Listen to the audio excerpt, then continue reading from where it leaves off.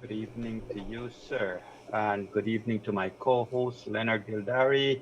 Good evening to former President Donald Ramoutar, and ladies and gentlemen all across Guyana. Welcome to Room 592, where we unleash the truth. Ladies and gentlemen, we meet again tonight, the ending of yet another week, a week in which the goalposts keeps shifting for an incumbent that seems to want to stay in power regardless of the costs. Ladies and gentlemen, as we meet tonight, I want to remind you that if one were to take the total of all the legal bills that has been spent and will be spent on all of these cases, that money would probably have been feeding all the needy across this country.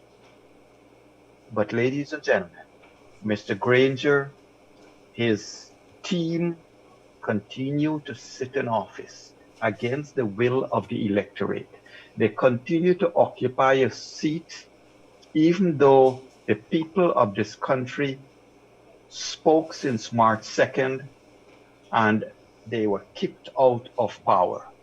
And today, we have Mr. former President Donald Ramoutar with us. And ladies and gentlemen, before I invite Mr. Ramoutar to say a few words, I just want to make a certain statement so that I can welcome him with, again, the backdrop. Mr. Ramoutar, former president, sir, and ladies and gentlemen, there is a particular acting out of a script that seemed to have been written years ago.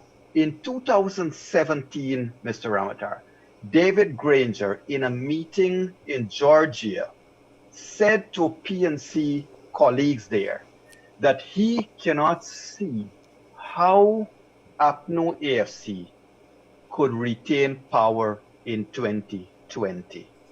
He admitted that since 2017. However, Mr. Ramoutar, after that statement, one could have seen that David Granger came home and they started to put things in place.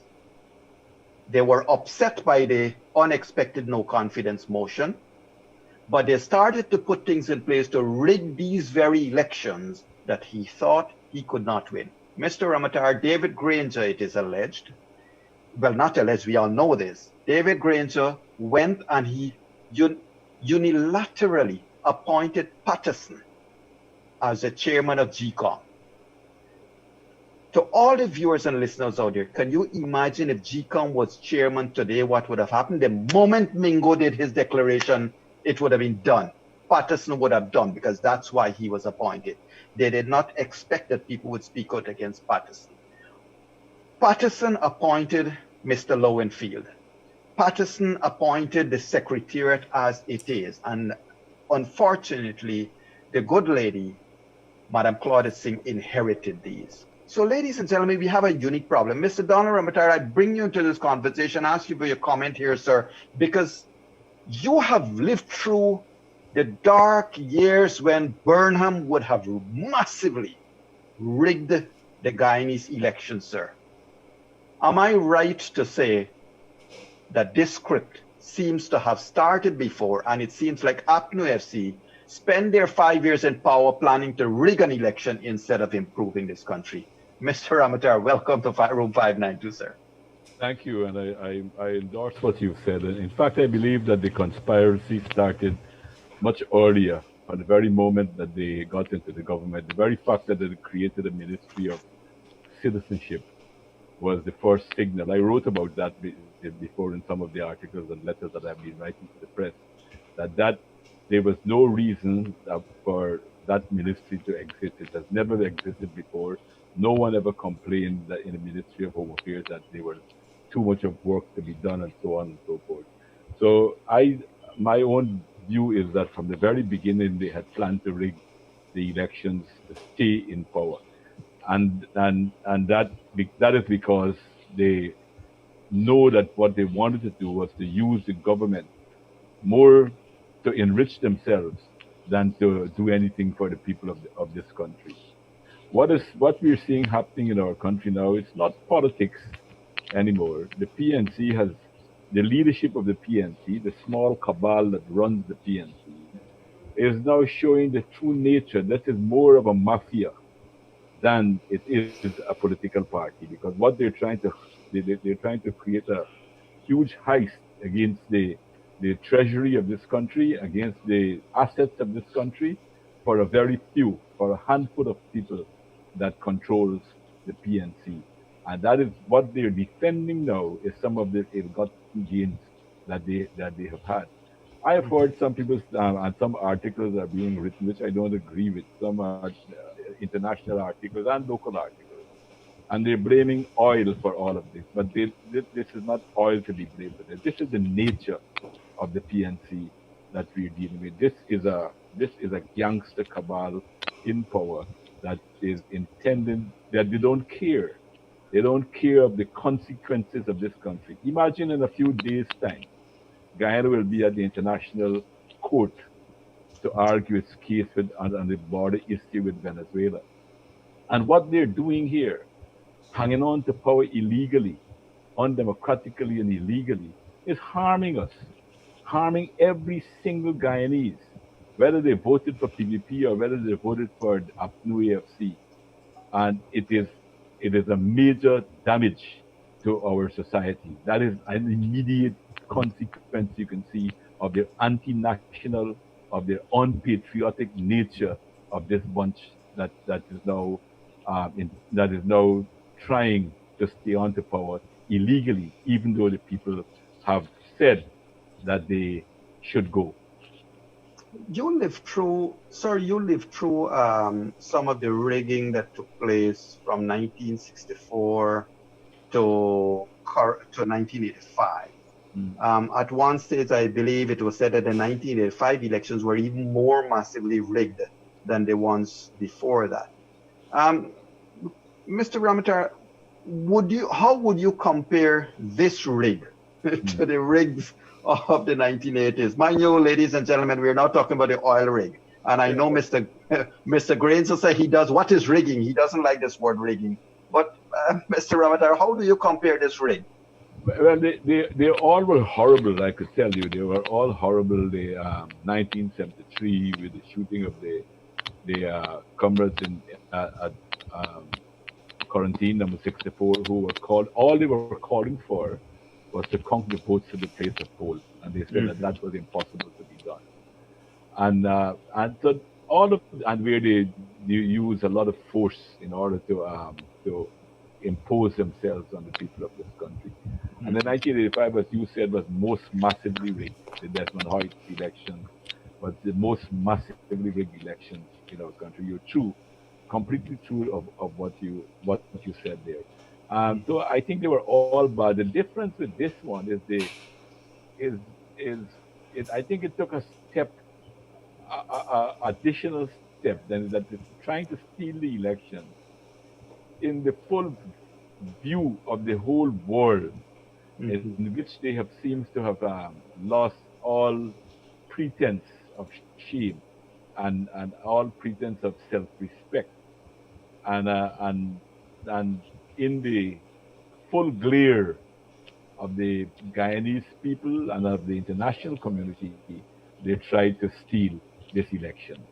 Previously, Mhm. like some of the previous elections, they did some things that were hidden, stuff ballot boxes and so on and so forth. But this one was in the full glare of the public. Mr. Ramatar, as a former president of this country, you would have lost power to the same set that now holds on to power and not respecting the will of the electorate. Sir, if you were to look at what Lowenfield is doing now, Mhm. and knowing that some of the members of this current secretariat was there in the 2015 election, does it put any suspicion in your mind that a narrow loss of the PPP in 2015 then might have been not a loss at the poll, but some machinations? Well, I've said that over and over, openly and publicly, that I'm convinced that the 2015 elections were also rigged, not as massively as this one, but it was also rigged in 2015. The same Lowenfield, who was the chief elections officer, that was before, I think just before he really became a rogue, that he had said to the elections commission when they were asking him to announce the election, he had said then that he couldn't announce these elections because he found fictitious statement of poll.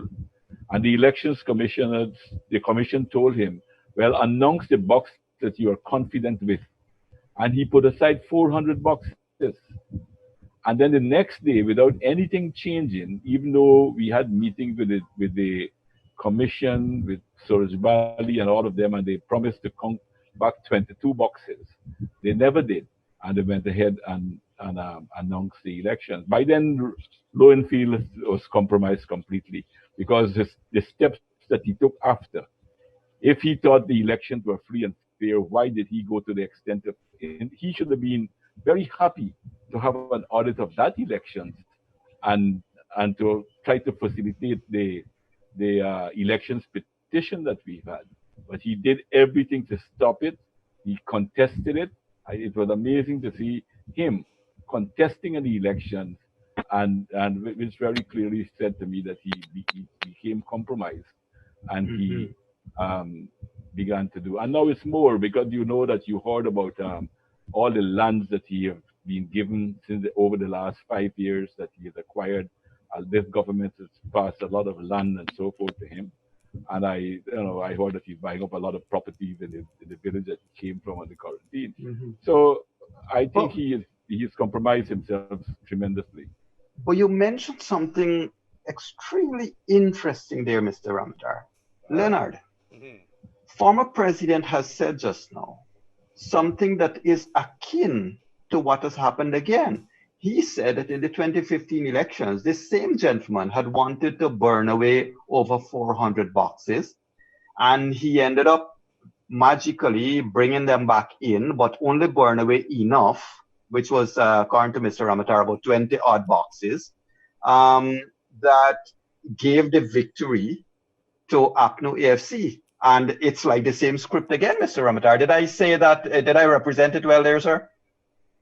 No, I think it's a little bit different. Please I correct it. think he was. Correct. I think at the beginning he was trying to do something proper, and Hmm. he put aside 400 boxes which he thought was compromised. Okay. What happened between that night and the next day when he announced the election? I think it's over that period of time he became compromised, and he didn't bother he announced the elections Hmm. despite the fact that he himself said that there were 400 fictitious statements of polls. Hmm. So, Leonard, there is a So he, thread that goes. and I think from then on he became a rogue, and he became part of the APNU plot. So he probably resigned himself that he will just uh, collaborate with them and probably see what he could get out of it. It looks like, Mhm. and to do the things that he's done now. What was the What story, were. if Go I on. may, Mr. President? What is the story behind those fake statement of polls that would have surfaced in 2015? Well, as I said, it was Lowenfield who first brought that to the attention of the elections commission, the commissioners at a meeting of the elections commission, and he said that there were a lot of fictitious statements of poll. Um, so and he couldn't call the elections at that point in time. He couldn't call it then. He said, and Hmm. but as I mentioned, he decided to go ahead and announce the elections. Because if I remember well, at that time, Leonard, Hmm. Granger himself was on air demanding, release your statement of polls, release your statement of polls. You remember that video, Leonard? And it was actually they were actually released. I think some of the statements of poll that were released were probably fictitious statements of poll as well that Wow. they released to them. Have you ever Hmm. thought back, sir, as to how many votes would have probably been fraudulent in the 2015 elections? I never, I had hoped that these things would have come out of the elections petition, which was never heard, Hmm. which is also an indictment on our judiciary as well. And an elections petition was never called. In all, our elections were held before the Trinidad election and before the elections in Kenya in 2015. And both those elections had election petition. The one in Trinidad was heard and it was lost. The one in Kenya was won, the opposition won, and they had to have a re-election. The judge ordered a re-election. And up to now, the 2015 elections petition in Guyana cannot be heard. Hmm. But Mr. Ramoutar, Guyanese in 2015, that change of government, a lot of Guyanese uh, seem to have been attracted to the big tent politics that APNU AFC had offered, and they saw that it meant a lot of people were coming together under one big tent. I don't think anybody foresaw that, notwithstanding the big tent politics, that Granger would have taken absolute control. Well, the PNC would have taken absolute control of the parliament. It took 2 years for Guyanese to see when Granger was appointing his former army persons in all top positions, and PNC persons were all over. And you remember that famous statement from Walter Lawrence and so forth. Yeah. No, I think from the very outset they started to dismiss a lot of people who and in order to put in people who would two things they started to put in. They started to put in people who help them facilitate them to rig elections and facilitate the massive corruption that has taken place over the last 5 years. I mean, some ministers used to live extremely modestly. Now they have three and four mansions all over the Mhm. place, and they have the wealth that they have is extraordinary. Up to today, I heard today or yesterday I heard that some of the work that is being done at this new hospital that they're building at the converting the hotel into a Mhm. hospital. I heard one of the men who one of the big contractor who's there doing a lot of the work there, millions of dollars in work he has. His mother-in-law is the PS of the Ministry of Health. Mhm. So there's And a lot of this type of and there seems to be in this period, even though this conventionally the government should not be doing these things, there seems to be a mad rush as much as possible to hand out. I saw in the paper, BK got some big contracts Mhm. and all of these things are happening, and there seems to be a massive raid on the treasury going on right now.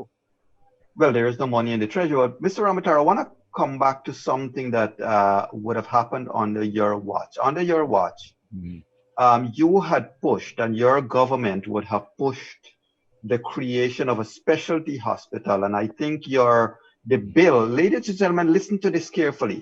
The Mm-hmm. PPPC had propositioned a specialty hospital. The bill, I think the building of it, so when I say bill, that is what I meant. The expense of it would have been above $1 billion Guyana dollars. It was about just over $500 million for startup.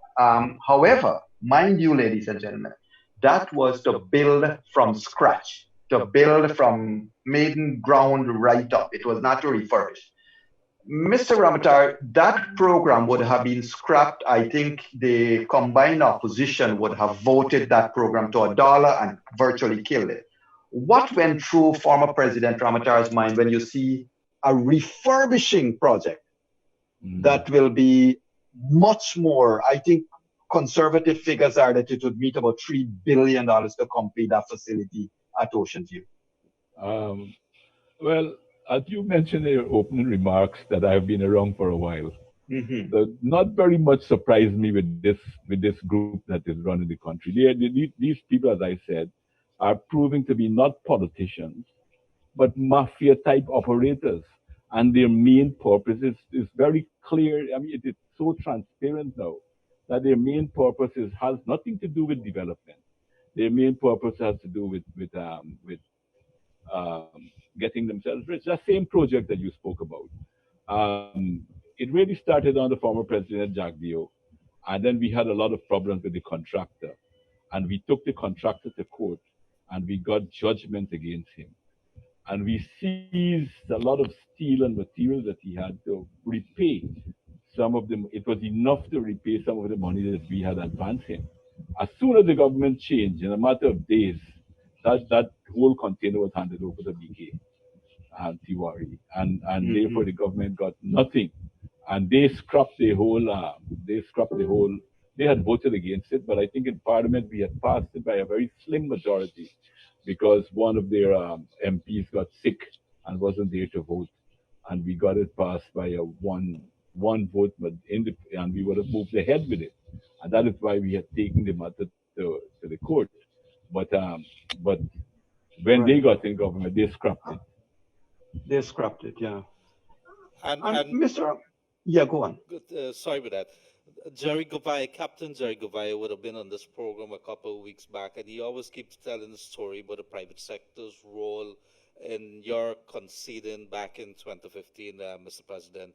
Could you tell us what's the story there? I think the private sector was in your room, he says, in your office at the Ministry of the Presidency there, and they would have told you a couple of things. I think they had a meeting with you, and then it was Ramesh Prasad, then as a chairperson, would have stood up and says, Mr. President, I think based on the figures, you guys appear to have lost the elections, and I think they walked out. But after that, you would have conceded, knowing that you probably would have won the election because something went wrong with the elections. At what point in time did you decide to concede? Um, it is true that the private sector came to me and told me to that they think I should concede the election. I explained to them. I showed them also all the things that I've had, the boxes that I've had, and I showed them the information that was in my possession, that some of these things were wrong. I told them about the boxes that Lowenfield put aside, and I thought that the elections were rigged. But they seems to have been very convinced that we had lost, that the PPP Civic had lost the election, and they were asking me to concede. I did not concede because they didn't, because GCOM did not fulfill the agreement that they had with me to come at least. I asked them even to come 5 boxes, and if I'm wrong, because I didn't want to hold up the election, then if I'm wrong, that I will concede the election. And then it was Soros Valley who said 22 boxes wouldn't take us an hour to count, and we will count all 22 boxes, and which he never did. So, but what I did, I know what some of these things can, the impact and the harm it can do to our country. So when the Elections Commission announced the elections, even though I was convinced that it was rigged, I thought that it was more important for our country to move forward than to for me to fight to just stay in power like that. And I believe at that point in time that most people felt I was probably in a minority in thinking that the elections were rigged, and being convinced that the election was rigged. But I did not want to harm the development of our country. I did not want to create an atmosphere, to divide the people in our country and so forth. So, when the election result was announced, I immediately had a meeting with the last meeting with my cabinet, and I told them, all the ministers, that they should cooperate and to have a smooth transition. That most important is the welfare of the people of the country, and we set up a small team, a small body to work with the APNU AFC to have a smooth transition towards a new government and not to have any type of disruption. And I asked my ministers at that last meeting to make themselves available for any information or questions that they will have, and to pass over some of the unfinished business that we were doing, some of the things that we had in place, to pass it over to them. To hopefully, I thought that they would have continued with many of the things that we've had, and Right. and that is how our government operated in that last meeting that we had with the cabinet. Those were the final instructions. I asked all of them to return their cars and whatever other property that they have. I even told them, I said, these people, because I know them a long time. I said, these people that is coming into government now are very, very vindictive. give people. So even if you have telephone for the government, hand it in back to them and don't keep anything, any of government's property, which we Right. actually did. And a And quick clarification there for those who probably don't know, in terms of the timeline for when elections were held, to the time of declaration, to the time of when you would have met with your cabinet to give them certain instructions, could you give us a little idea as to how that went in terms of days, weeks, then maybe? immediately, the day that the elections were announced, we immediately began to hand over things to the government. We didn't stay, and I could tell you this: I didn't even spend another night in State House. I packed and came home to my own home in Right. Good for Walking. Where I didn't sleep a single night in the State House when I was not president. I want to take you back to that time again. Mm. Viewers and listeners, it is important that we remember some of these things. In fact, Mr. Ramoutar, when he was president, he and we didn't see eye to eye. I had opposed a lot of the initiatives and stuff like that. There I is, hope I hope you see your folly now. no, it was not a folly. We learn as we go by. But sir, um, in during your tenure, I remember, and ladies and gentlemen, I remember that we had all spoken out when Roger Luncheon, as head of the presidential secretariat then, cabinet secretary, had appeared on the PPP's list, their slate, going into the 2015 elections, and we all spoke out against it. And the gentleman immediately, I think he resigned. However, in 2020, we saw coming up to the 2020 elections, uh, Harman, Joe Harman, had retained his position, and it is only when people objected and vehemently objected to him being on the slate and still be in the position that some change, but though the change happened very late. Sir, a lot of the things that, you know, the hypocrisy is real, isn't it? A lot of the things that the APNU AFC criticized and attacked your government for, they end up doing that and even worse. Well, yes, I mean, there's a lot of things that a lot of things have been circulated. Some of the speeches of uh, Mr. Granger that he spoke about before the elections, when I legally, within the constitutional rights, when I prorogued the parliament, he was speaking about um, have to give up and have to do that and so forth. Although it was all legally done, and here they are doing all kind of illegal things, and um, and and seems to trying to find ways to justify it. Correct. So you're right. The hypocrisy it is so much. It is so much that it is It's a more or less slap in our faces. overwhelming to see what's Yeah, going on. it's a It slap is in our faces. more than a slap in the it is a disgrace to our country what is taking place. Hmm. It is these are people, as I said, that they have demonstrated that they have no patriotism, no nationalism. How could they humiliate our country like this to what they're doing? The whole world is against them. Just today, again, the United States government has over and over again come out. The senators across the aisle have been Republican and saying that they are Democrat. here illegally. All the Hmm. governments, most of the governments in the Caribbean and the governments of the United States, Canada, Denmark, the European Union, UK, all of them are saying that and then they are cursing these people out in all Hmm. kind of vile way that they are attacking people. Look at the way they have been attacking the chairman of CARICOM.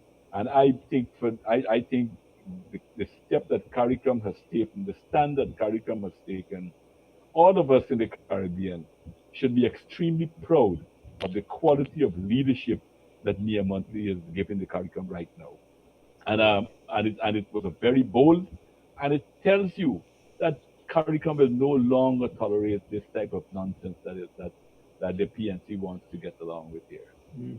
Correct. So So, I Mr. think that Ramoutar, it's a shame. It is probably one of the most damaging period, not only for Guyana but for the region, because we're part of CARICOM, and CARICOM themselves are embarrassed that one of their member states will be behaving in this um, correct. totally undemocratic.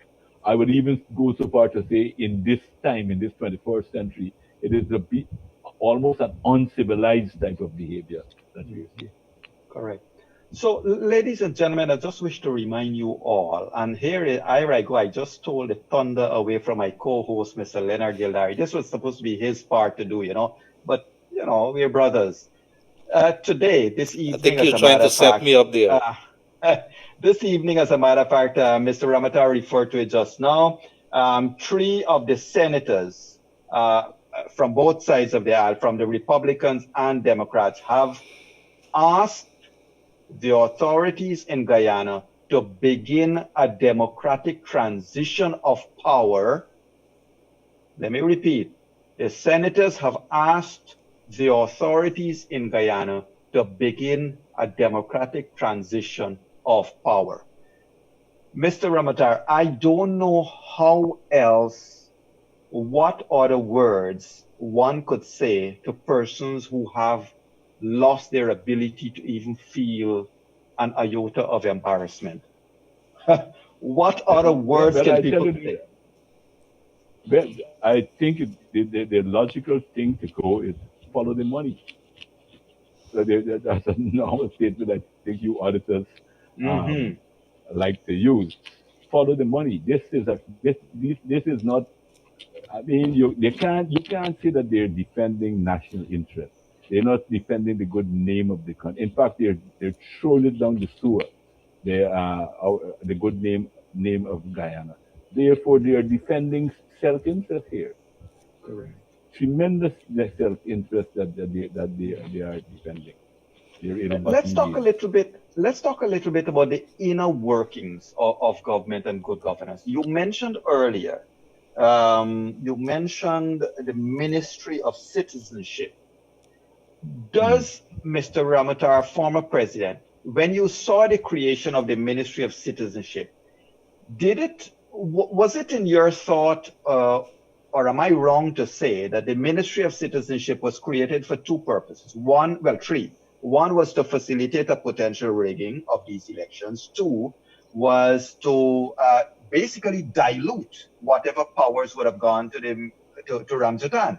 It was pulling a rug out from Ramzutan's feet. And three was to find a place for the minister. What are your thoughts to those things, sir? Yeah, yes, and I think also because they put the PNC put their man in that position. They had to give Ramsatan something, but as you rightly said, that probably at that early stage they didn't totally trust him. But now I think he has gone over completely. He and Nagamoto seems to have lost all shame. They seem to have lost all self-respect, and some of the things that they used to talk about defending democracy and so forth, they have revealed themselves that they for what they really are, and so you're right. I think you're right about those things, but I also think that it was to give them the control of of the birth certificates, of ID cards, have something to do with these type of things. And I think my own view is that the main purpose was to prepare the rigging of election. I believe strongly, this is my personal view, I believe strongly that the no confidence motion in 2018, December 2018, did put a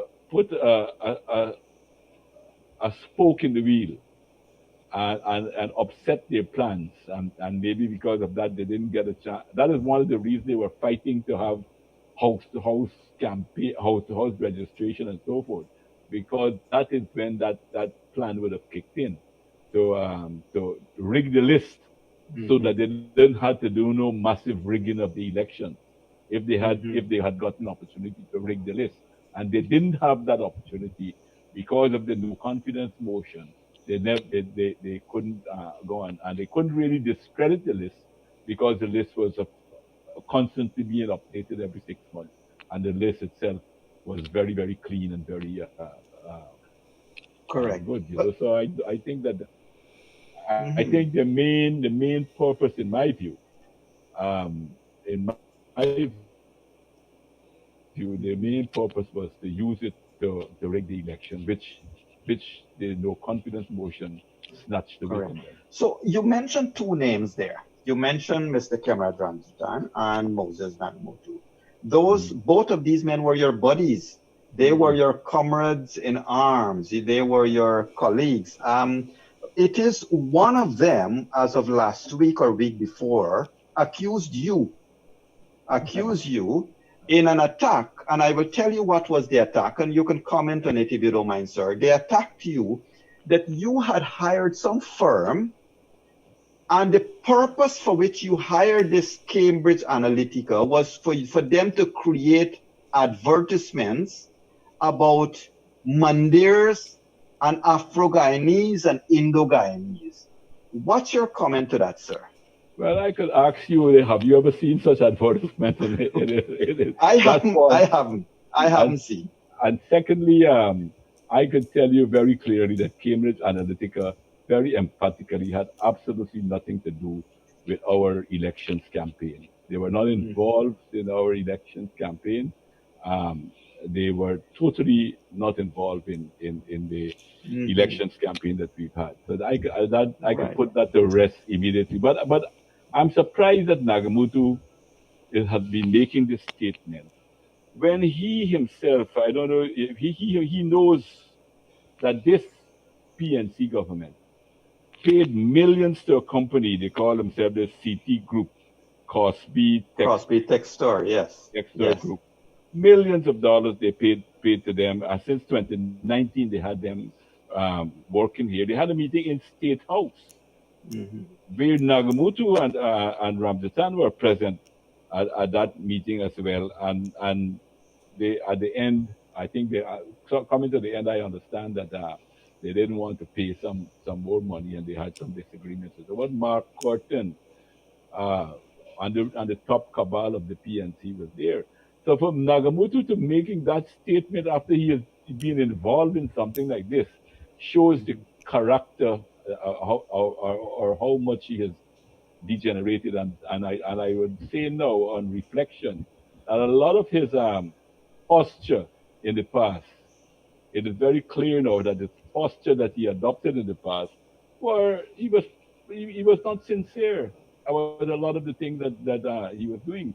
For a man to now be part of what is happening here, when the nation is being raped, and when the rights of our, the most fundamental rights of our people in a democratic society is now being snatched away in such a crude fashion, and Nagamutu uh, is now part and parcel of that, defending that, protecting that with all kind of frivolous arguments, and attacking people who has come who has come in support of the Guyanese people to try to prevent the destruction of democracy in our country. So I think he has absolutely no any credibility. He has no credibility left at all in him, and he Well, is I was going to ask you about Mr. Nakamoto from the following perspective, and let me repeat. Let me throw it at you. They were your buddies, right? yeah, They yeah, yeah. were. You guys worked together, and I believe Particularly Nagamutu. Yeah. yeah, and you would have spent a lot of years together. But it was Nagamoto that wrote, well, not wrote, but he compiled some books on behalf of the People's Progressive Party. One I have in front of me here, The Mm. Three Three Trials of trials. Arnold Rampersad. Yeah, he did a And good job. yeah, and in that book, ladies and gentlemen, if you have never read The Three Trials of Arnold Rampersad, please get your hands on it. If you don't have a copy, we'll try to make it available, providing the People's Progressive Party can give us the rights to release copies of it. Sure. But I don't think. I mean, I don't. I'm not. I don't speak anymore on behalf of the PVP. The PVP has its general secretary and so forth. I'm still a member of the executive, but I don't think anyone will object to me telling you here in the public. You go straight ahead and circulate the book as widely as possible. Okay. Because, ladies and gentlemen, it is Moses Nagamuto that compiled the three trials of Arnold Rampersad, a book that, when you read it, it's a booklet actually, not too big, but when you read it, it outlines a lot of the rigging that took place during the 1970s, especially on and around the 1973 election. And there's another book too that speaks to the 1973 elections itself. Yeah. And so, Mr. Ramoutar, here is a gentleman that has probably, he has gotten to where he wanted. He wanted to be in a seat of power. Under the PPPC, he probably saw that he was never going to get there. And so he changed seats. And the man who spoke against rigging is now involved in rigging, would you say? Yes, he's fully. I mean, it is, it is, it is sad, but to see his evolution, or no, sorry, maybe evolution is the wrong word. His degeneration, that he is degenerated completely, and that is why I question. I mean, when we were buddies and we had all kind of ideals of building this our society and so forth, I question his sincerity about it. His talk about. I question how sincere he was when he was speaking about the freedom and fighting for freedom of our people. Mhm. And because how could you move from that position to now being in this position here and defending what is going on in the face of, as I said, everybody saw what was happening. It's glaring. It's not something that was hidden that you can defend. The world saw what was happening, and here is Mutu. Lost. He has. It shows that he has no conviction, really no conviction. But a lot of the people, unfortunately or fortunately, history will certainly judge all of us. The Mhm. WPA, I think there would have been discussions. Am I wrong, sir? There might have been discussions in the past between the WPA and the PPP, Mhm. and there would have been discussions between yourself and other parties. Well, you meaning the PPP and other parties. But a lot of these people would have left, and they're now in bed with the PNC, the same PNC that you guys have fought your entire life against. It is amazing. I mean, as I said, it's amazing. The WPA, of course, was at its highest point when Walter Rodney was there, and all of us acknowledged the role that Rodney played. He was a genuine leader. He really was trying to fight for change in our society. But the people that were with him, you know, when you look at the people, their positions now with him, you cannot be surprised that he was assassinated because these people obviously did not have this conviction. He was probably dragging them along with him because of his own personality, his charisma, and so on and so forth. But they obviously to swing the way they have swung, and to now to be supporting the same body of people who were involved in the assassination of Walter. Many of them in government had very top and senior positions in the army. And the army, we know that one of the things that was used in the murder of Walter Rodney was the army, the police, Mhm. and so forth. And these people who claim to have loved Rodney and promote Rodney and so forth, to find themselves in this position, to me, it's very, very hard for me to really comprehend that kind Right. of metamorphosis. But but let's spend a minute, if you don't mind, sir. Under your watch, I believe Mm. the Commission of Inquiry into Walter Rodney's assassination Mhm. would have probably concluded, but the report would have never been tabled at the National Assembly. Was that No, it was because there was stable. a transition of government, or? No, it was stable. I think it was Okay. stable, but it was stable. One, what had happened to it? It was the the the the, the commission did a lot of work, enough work to give them. enough evidence to make conclusions, but they didn't actually conclude all of their work. They didn't. They were still people who they wanted to take testimonies from. But I Hmm. think they had accumulated enough evidence in order to, and they did subsequently.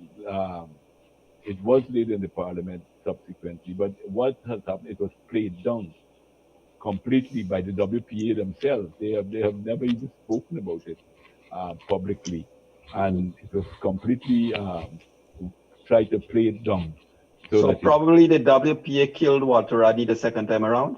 I said that of them because I remember Rupert Ryan in a pub in a television program that they had. He said that they were accumulating weapons to overthrow the Bonham regime. And I think they said that because they had to create a platform for their crossing over to the PNC and to justify Bonham's assassination of Walter Rodney. Hmm. That So I is. think, and a lot of them, obviously, were not moved by the same sentiment and by the same philosophical position of Walter Rodney, and they degenerated themselves. But sir, you had employed people to document Yeah, I the. think that document. I think they did it, but I think they are probably going to release some of those. That will come out. But the report is there too. The other documentary thing there, and the Okay, other. I expect that the other work that was done should be made public anytime now. okay, And what great. would be your comments, sir, on the future of the Alliance for Change? I don't know if they. I think the Alliance for Change is really on the way out. Actually, they are substantially being. Uh, there's now completely exposed. They got some type of popularity because places like Kaicho News wrongfully attacked the PVP and started to talk a lot about corruption, and they they they actually capitalized on some of that falsehood. Fortunately for us, that the PNC has vindicated all of us by their holding of 50 or so forensic audits where they spent hundreds of millions of dollars and found nothing. But still, they continue with the thing. But the culture news played a big part in in in helping them to grow because people believe the kind of reputation of that nonsense, that not true, without foundation, and they keep repeating these things. Is what made some of the changes that took place. But people now they've seen what has happened. Let Um, us stick to the go back to the. Sorry, Leonard. Yes. Let's go back to the inquiry a little bit, sir. What would you say? Might be if you can, or we probably have to have another session where we could bring the notes, maybe. But what would you say stuck out in your mind for one or two of the highlights of that inquiry and or the conclusions? but to me, on a general area, was the cold-blooded way. As I said, all of what we're seeing now, happening here now, has always been there.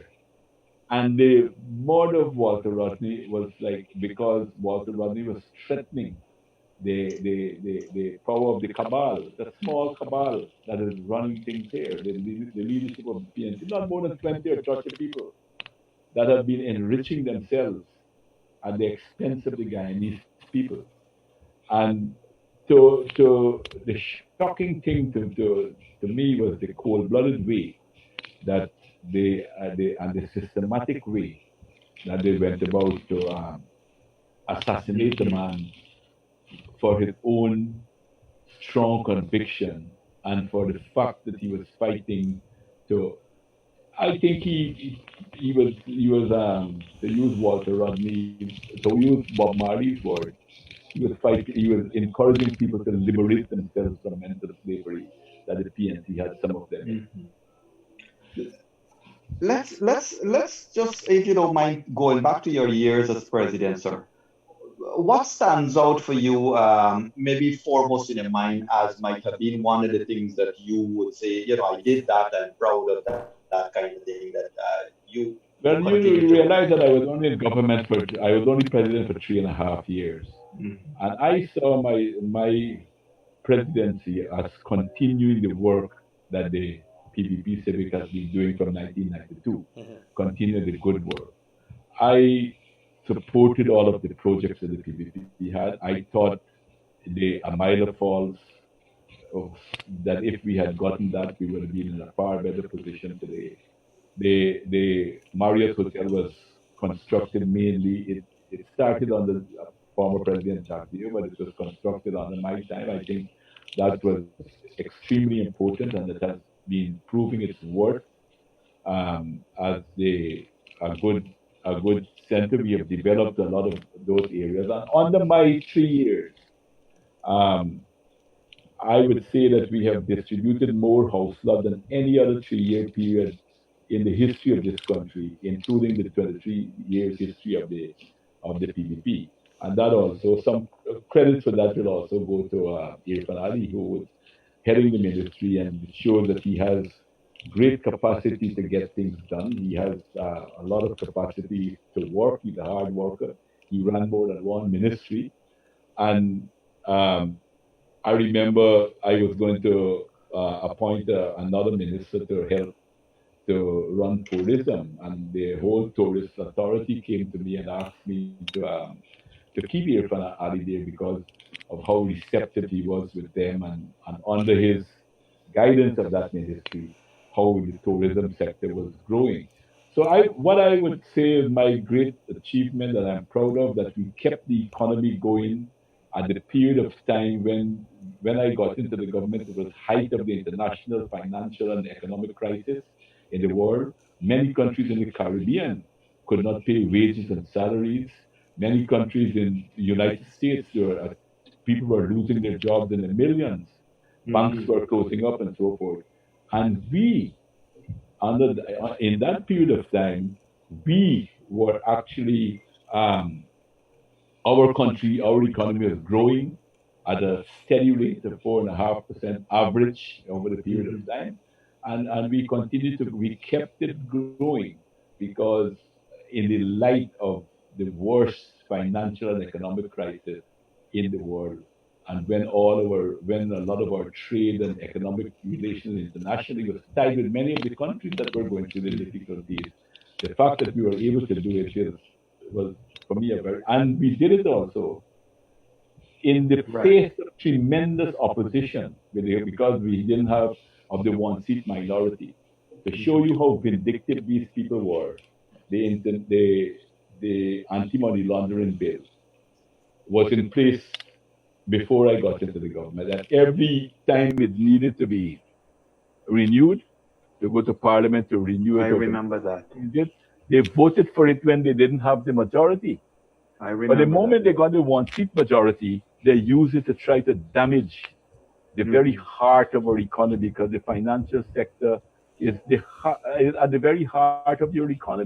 And Mhm. it was a deliberate attempt to damage the economy of the country, um, and to and that was their purpose. They saw But this I damage. remember that. I remember the games that were played with the anti-money laundering laws. And I also remember, and Guyanese must remember, that the games that were played with the local government elections, But because it is the same APNU AFC when they were in opposition, they stalled and stalled and stalled, and they end up blaming no, PPP for not I, holding.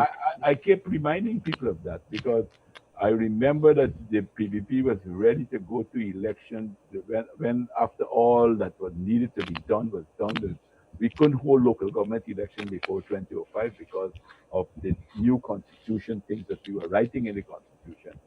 But when we were ready, it was Robert Corbyn who asked Bharat Jagdeo not to hold a local government election. And he conceded, and now they're forcing us that we didn't hold local government election. But, And sir, under me, I must say that I would have, go on.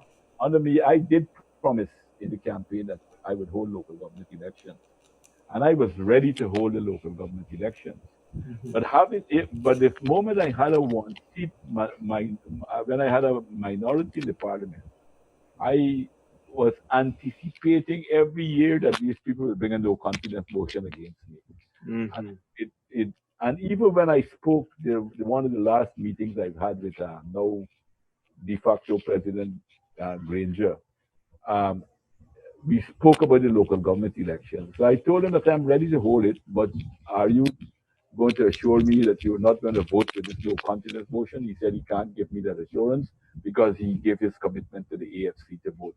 So I said, well, how can I call the local government elections if this is the position that you have? Right. And he But raised it to me when we met, and I mhm. told him that. So, to the Guyanese brothers and sisters, viewers and listeners out there, we have asked Mr. Ramatar here to give us the perspective because we need to keep in mind how the script keep on repeating itself. Ladies and gentlemen, remember that in 2015 and thereabouts, it was APNO AFC that had a majority in government. The PPPC was a minority, in opposition, and the PPPC had a minority government. And so the same APNU AFC had voted for Chronicle, NCN, they voted for $1 for the budget, so because they wanted to defund the Chronicle. And today, the Guyana Chronicle has become the Guyana Rag. Now, what you find happening also, ladies and gentlemen, it is the same Granger and the AFC team that were in opposition then that had played the games calling for the PPPC to be accountable and transparent on a number of things. And immediately when they got into office, they played on the other foot. Mr. Ramatar, forgetting the division in politics, sir, forgetting that APNU AFC is in power, if we forget their existence for a minute, I want to come at you with something. I believe that the PPPC were not transparent enough in releasing adequate information. So, for example, the hydroelectric project or the specialty hospital. What I feel that you guys comment on this, the opinion is that you guys hid the feasibility studies and you sent out your people to beat people on the head to accept this project. And in that way, people were not, the intelligentsia, the people, the analysts and so forth, were not fully on board because they didn't have the background information. Your comment, sir. Um, that is that is probably partly true. Maybe what I would say is not that we didn't, not that we were not transparent, but I believe that we didn't push enough. Maybe we should have been more consistent. Because from the moment you talk about it, after 2 days they came back with the same old thing, same old again, and keep repeating all the time. Goebbels like some of these propaganda war. But I'm glad because the point I wanted to make to you, because some Mhm. people are saying that about inclusiveness. I invited the APNU and the AFC to my office, and I had Winston Brassington and Ashley Singh and Robeson Ben with me, and we give the AFC and the PNC a complete information on the hydropower station. Every single thing we give them all the documents, even documents that were commercially sensitive. I asked them to, well, these are commercial stuff, things that have not fully things, but I'm giving it to you to see. I had more than two meetings I had with them, so where they had full briefing on these matters. And I even told them that if they had any questions, when after I have given them all the documents, I said you can take these documents to your specialists, to your technical people, or people who you have faith in. And if you have any questions, I will ask my people to summon another meeting, and we will answer you. They never came back to me. They asked for them to visit the hydropower site. We did that. We took the army helicopter, and at the same time, we gave them a tour of what we were doing at the airport, the new airport that we were building. They're going to do another refurbished stuff there, and we're not getting a new airport and more. double the amount of money for the new airport again that they have there. Mhm. And we took them to look at that, and we took them to the Hamida Falls, flew them there to see the thing. And I thought that they would have gone ahead with it. Lo and behold, they voted against it. And that was one instance. There was another instance where we had consultation with them. People talk about consultation and involving. I remember the 2012 budget.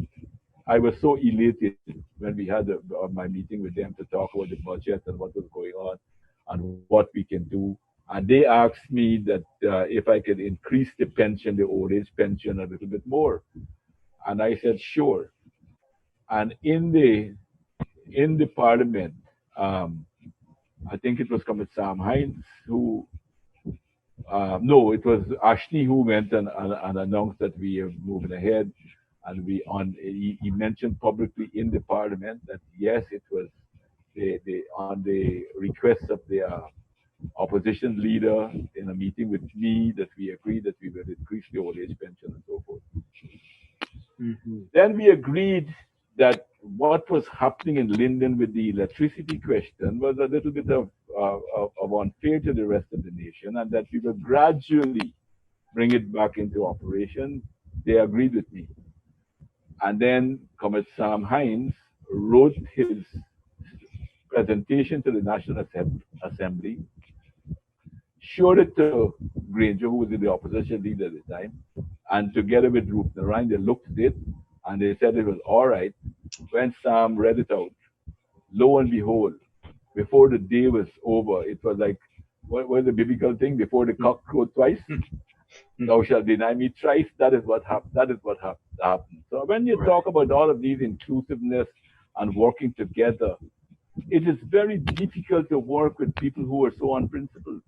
Mhm. Extremely difficult to do that because we have been doing everything and trying to involve them. Look, when Cherry Dragon came into the government in 1992, one of the first things he did try to do was to set up the Ethnic Relations Commission and put somebody of the quality of Bishop George to head it. The PNC opposed it and course up Bishop George and all of that and try to sabotage the work of the Ethnic Relations Commission because and they did that. They don't want to have a proper functioning Ethnic Relations Commission because of what their politics is fundamentally based on trying to mislead Afro-Guyanese that the PPP civic government is anti-Afro-Guyanese. So Well, yeah. they, what I wanted to say is that I do know that we have been trying to work with them, not only me, but previous PVP civic government bent over backward to involve the PNC opposition, PNC reform, APNU, to try to Mhm. let us work together. And in every single stage, we were sabotaged. Right then. Right. So What I would you want say? to go ahead. I have a couple of quick questions, Yoga, for the Yeah. good president. 2015, there were some talks that leading into the elections that the U.S. would have told Guyana not to say anything about the discovery of oil. Could you walk us through that? What was the timeline? Did we know before the election that there was oil or after the Well, elections? I dealt with that with you Right, already in right. one But of the some people are still programs asking that you here. have. That one of the programs that you had, Yes. and in fact, this is a matter that is in court to some extent, Hmm. where I said very clearly, I was told that there is strong, what's the word? I'm trying to remember the exact words that were Indications, used. maybe. There were strong indications that there would possibly be some. They didn't use the word oil that was there, but they never said to me before elections that oil was discovered there. Mhm. And And so, uh, I mentioned that on more than one So occasion it was publicly. exploration rather than. I made a public statement. I had a press statement mhm, in that regard, and I sent it out to the media publicly on that matter mhm. before. Well, And go ahead, Leonard. yes, pardon me, dear, my good host. Sir, with regards, we see comparisons being drawn right now. CARICOM, we could list them on one hand or two hands. We have CARICOM, Commonwealth, OAS, Carter Center, the ABC and EU countries, everybody, it seems as if the whole world has come down on Guyana or on the coalition to have them do things according to the law and maybe concede according to the recount, or make sure that they adhere to the recount results. What would you say to critics who would draw parallel between Priya Manikchan and Gail Teixeira going to the ambassador's house on July the 4th, and to the criticisms now that would be coming against the diplomats in Guyana? Um, I would say that it's totally different. It's a totally different thing. I thought, and I'll tell you very frankly, I thought that the then ambassador of the United States was overreaching in some ways, right? Of some of the things that he was saying.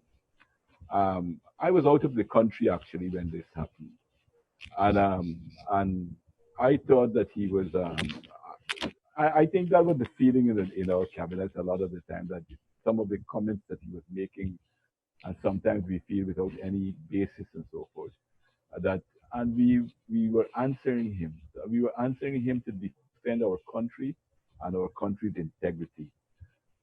We were not trying to steal any elections. We were not trying to do anything undemocratic.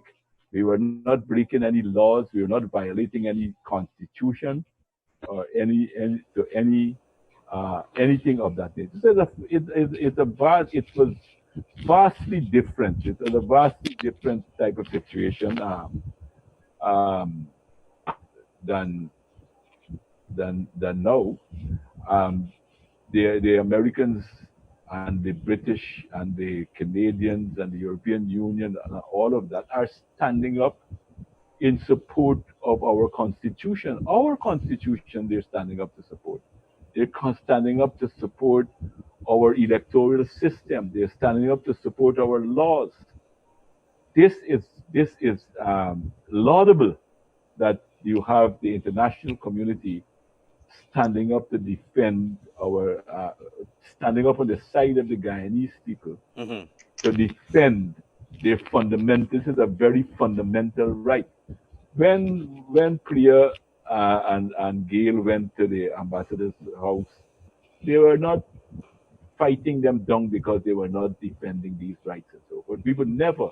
The Hmm. PVP Civic has always been seeking international and regional support in order, because we know that Guyana has great potential, that we can make a big contribution to the development internationally, but at the same time we could be a great embarrassment and we could be a drag on the region and on the international community if we do not do things in a democratic way.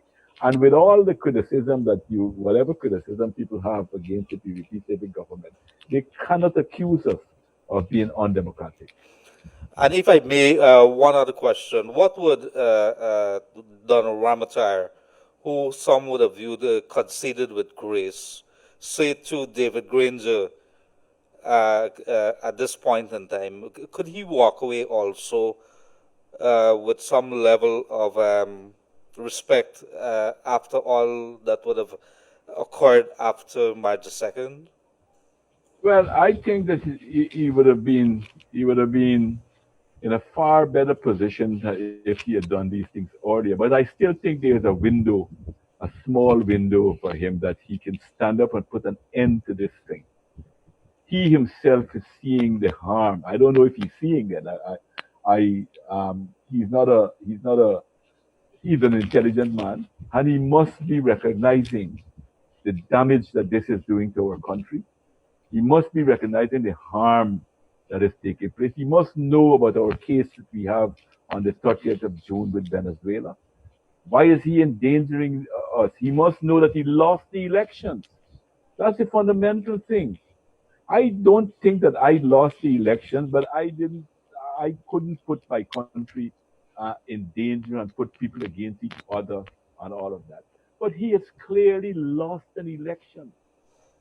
They are lost in elections. I think I would say to him, save some dignity and think about the people of this country. think Mm-hmm. about the welfare of the masses of Guyana and the road that you're presently on. If you continue on that road, I don't think you will succeed anyhow. But even if you do for any period of time, you are driving us into poverty and oppression and shame and disgrace. The best thing that you could do right now is to concede and walk away with some of your own personal dignity. Well, Be a that seems statesman, to, I would say. yeah, that seemed to be in short supply for many of the persons who currently walk the corridors of power. Indeed, honesty, integrity, and dignity seems to be totally lacking from the persons who currently walk the corridors of power. Ladies and gentlemen, I want to remind you we are talking tonight to former President Donald Ramoutar, who has kindly agreed to discuss some of what would have transpired during his term in office, and what comparisons we have seen from the 1980s of the years of the deadly rigged elections and 70s and 60s to what is happening now. Because mind you, Granger, now president of Guyana, was in the Burnham's party, the PNC, in the 1970s and 1980s. And, so a lot of these He was a players very continue. important leader of the army when the election was rigged massively, and the army was misused to seize ballot boxes. Hmm. So, one of the other things, viewers and listeners and Leonard, that I want to point out, I've noticed what I felt is a very good comment on social media that I want to share with everyone.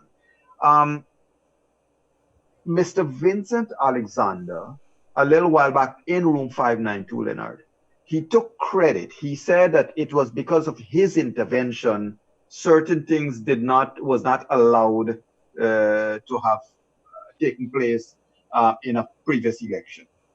And that he thwarted what he saw an error in the then chief elections officer. Fast forward to 2020, the chief elections officer is doing his own thing, and he's saying nobody can stop him. Um, so it isn't a strange thing that it's the same party, mind you, Alexander, and they didn't turn up to the last meeting to even listen or to take the report, but the same persons would have said, well, they thwarted what appeared to be an attempt the last time. I'm glad you raised that point, Yog, because I've seen this man Lowenfield making a statement and saying that that he's not insubordinate in his action. He's more than the Constitution is very very clear that he has to take the directions of the commission. He has to take he is not the boss of the chairman of the elections commission. It's Mhm. the other way around. Correct. And And there are many clauses in our constitution. The PPP had made a statement tonight, which I think was a very good statement, pointing out to the clauses in the constitution mhm, that showing where this man is violating, is putting himself above the constitution. mhm. This man not only violating the constitution, what he's doing is illegal and Well, criminal almost. well, I will add this for your contemplation and comment, sir. Lowenfield today, in his release, he said, among many things, including what you said just now, he said that he acted in conformity with the laws. And Did not. the question that I have for him, Mr. Lowenfield, Major Lowenfield, if you're listening, can you clarify which one of your actions was in conformity with the laws? You made a report using Mingo's declaration. You made another report last week in which you gave the PNC 2/3. You made another report to the commission, the preliminary report to the commission, in which you gave the commission the entire recount results, and then you made another report today, day before yesterday, sorry, in which you are now giving APNO win. So, in which one of those reports have you acted in conformity with the law? Leonard, something is very strange here, and to you, Mr. Donald Ramoutar, what's your thoughts to this, sir? Well, I mentioned just now, look, let me read to you what the law says. Section 18 of the Election Law Amendment Act 2000 states the chief election officer and the Commissioner of Registration shall, notwithstanding anything in any written law, be subject to the direction and control of the Commission. So he's not a free agent, as he's trying to Mm-hmm. say. He is under the direction, and what he did, his actions that he did today is is um, is total insubordination. He should be. I mean, if he was working in the private sector, he would have been fired immediately. Well, he claims to Immediately. have a constitutional office. He claims to have a constitutional office, which I found to be quite absurd. Um, Additionally, let me mention the addition. I think all of these statements are found in the, which is I said a very Mm-hmm. very good statement that the PVP made this afternoon, and Mm-hmm. they quote the law here, and the sections of the law to show that this man is acting in total violation of our constitution. So it is very the constitution is very clear, pellucid on on Lowenfield's role and the role of the commission for that Mm-hmm. matter. Okay. Mr. Ramoutar, where do you, as a former president, are you suspicious that there are more cards that will be played, or do you see that this thing can come to an end very quickly? Or will, not can. Of course it can, but will it? Um, I think I would say that I would hope that common sense prevails, and the ruling that will be made by the Caribbean Court of Justice and also by the Elections Commission would be adhered to. Failing that, and we're in a totally new situation in this country where we have an undisguised dictatorship, and that is calling for another type of struggle that will be on there again. Mm-hmm. But And I am confident. What I can tell you, I have every confidence that the will of our people will triumph. sir, given I hate to put you in this spot, but as a experienced politician and currently a related observer, because you're still a member of the executive of the PPP, Hmm. um, do you think that there is a likelihood that a declaration could be made, but the incumbent will refuse to step down? Well, as I said, nothing surprised me by what they do, but I think that they should think very clearly of the consequences. Not only it's the vast majority of Guyanese people, and not only the PVP supporters, but many of the PNC supporters probably who voted for them will not agree that they want to live in a situation like this.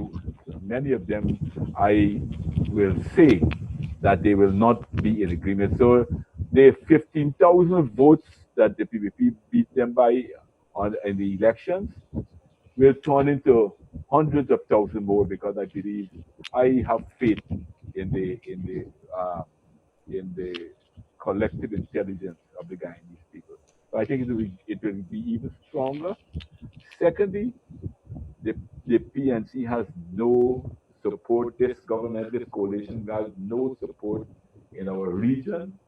They have no support internationally, and they are very clearly going to be in a if they are mad enough to take such a step, that the consequences could be extremely severe on them. They could face penalties, they could face sanctions. It could be devastating on them.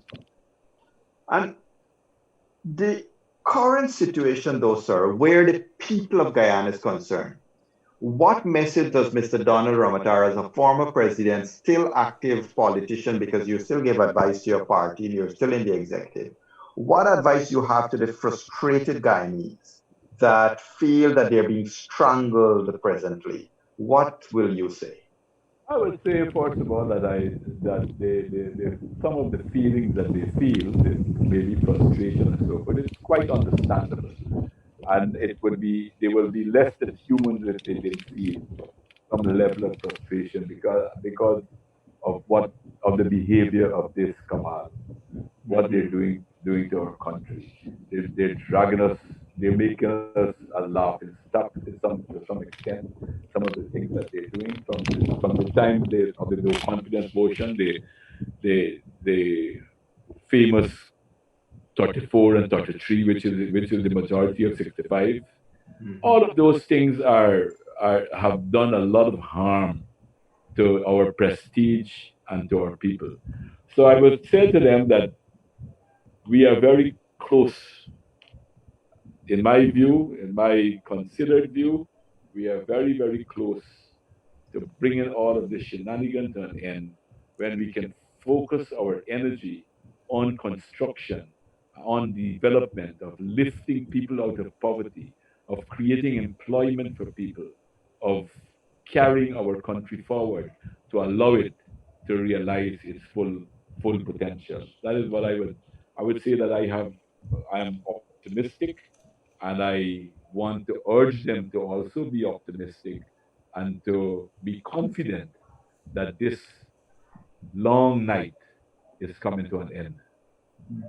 So, ladies and gentlemen, we are about to wrap up our program, and my next, my parting question to Mr. Ramoutar, former President Donald Ramoutar, would be, and sir, I will give you a moment to answer this question, but the question will be, what does former President Donald Ramoutar say to current de facto President David Granger? But I'll come to you in a minute to answer that, sir. I would really like you to give your sage, as an elder statesman, your advice. But, ladies and gentlemen, I want to remind you, Guyana, as we know it, the political situation indeed is taking some twists and turns. It is weekend. Today is Friday.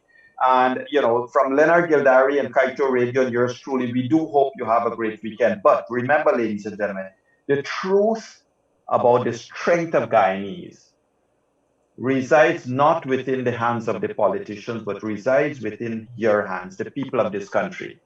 And in saying that, my appeal to you is that continue to ignore the racism, continue to ignore the personal attacks.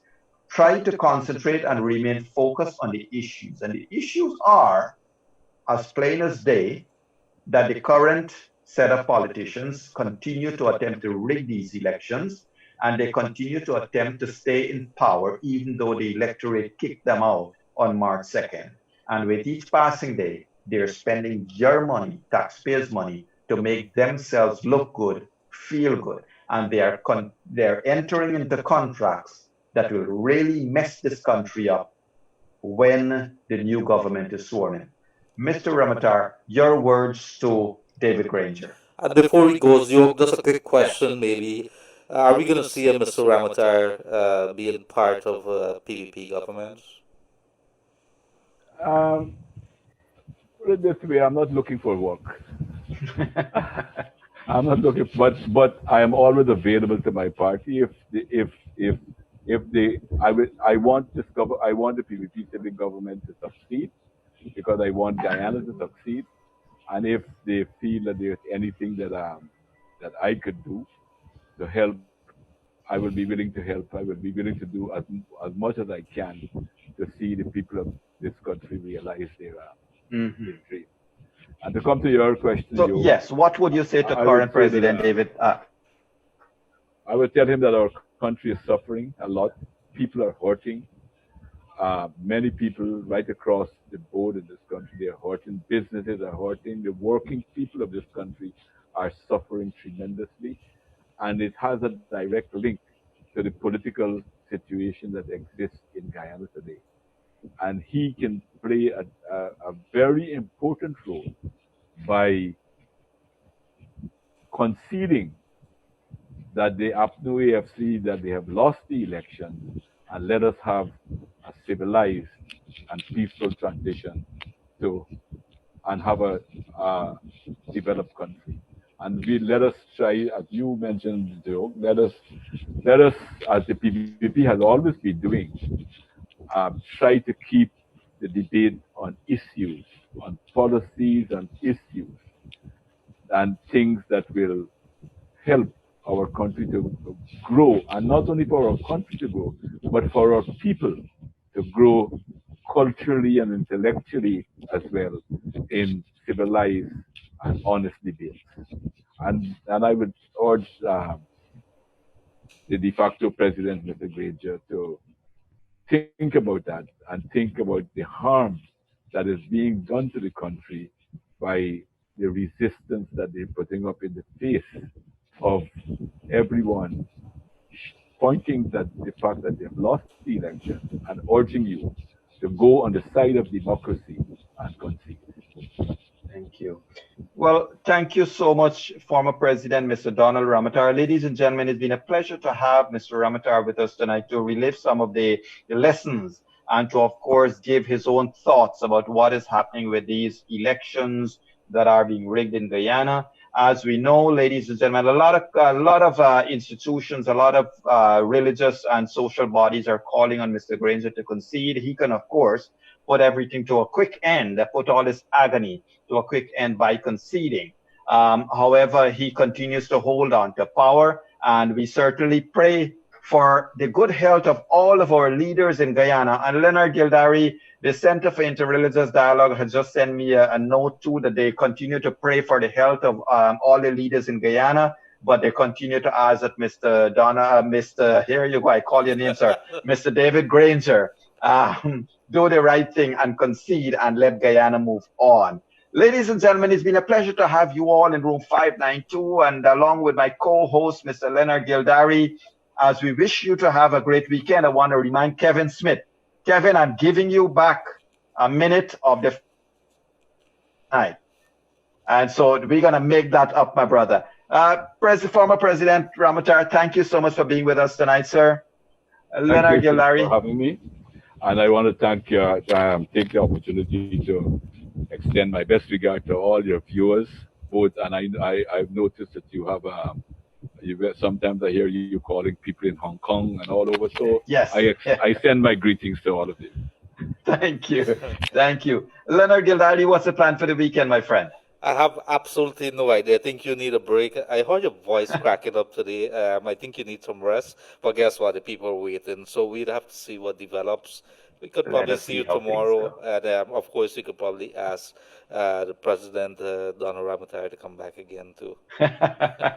Thank you. Thank you all, ladies and gentlemen. Ladies and gentlemen, Anytime I'll be willing to come. Thank you. thank you. And viewers and listeners all across Guyana, I know many of you are connected via radio, and so we don't necessarily see you online, but please know that we know that you are listening to us. And we do hope that we can all, I encourage everybody to continue to do a prayer for Guyana and continue to live a wonderful life without hate. We must fight against the wrong things, but not have any personal hate. So, ladies and gentlemen, from room 592, we wish stay positive, stay safe, do your prayers, and I'm sure that the right thing will eventually and hopefully very quickly happen for one and all. Let's say thanks to Kevin Smith, Joshua Van Slightman, the entire Kaito Radio, Raj, and all of you guys working hard behind the scenes to make this program a success. And thanks to Glenn Lal and the owners of Kaito Radio for making this program free, available to the Guyanese public and our brothers and sisters in the diaspora. Ladies and gentlemen, have a wonderful weekend and have a wonderful Friday night. Goodbye now. Thank you.